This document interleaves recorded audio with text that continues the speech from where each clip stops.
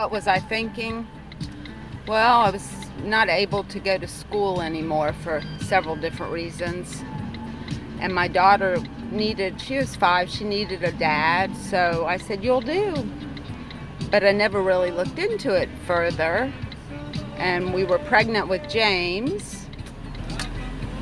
And then I found out the truth when I went up to his apartment, and he was actually in debt. He didn't have stability like I had hoped and wanted. But I have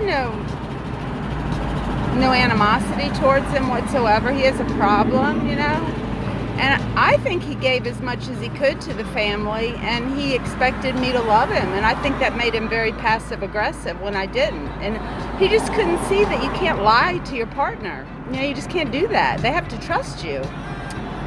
So hopefully I've instilled that in my children, that's important. And I think he loved his kids, but his boundaries were really messed up. He couldn't set boundaries because he would pass out. So he's at the house with the teenagers, and he can't say anything because he's passed out. So they were doing what teenagers do to a great extent, partying, things like that, disrespecting him greatly. And I would go over there and I'd call the police, or I was not afraid of getting them in trouble if it was going to keep them safe.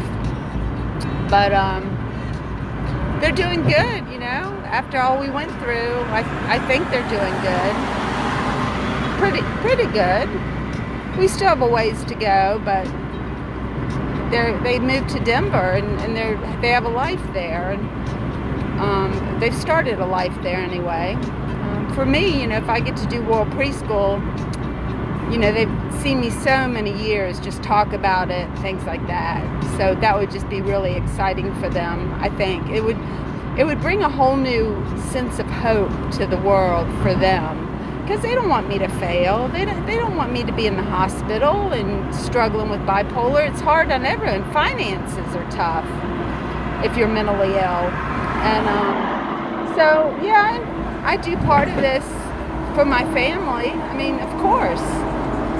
Part of it to get artists together that we could maybe make a difference through a little school, because I know how smart and fun and genius a lot of artists are, and come up with really crazy ideas and plans. But maybe something would come through. Maybe we'd figure something out together as an art school for children. And the thing is that these kids would grow up, to me, with the ideals of a democracy or republic in a country that's not the norm.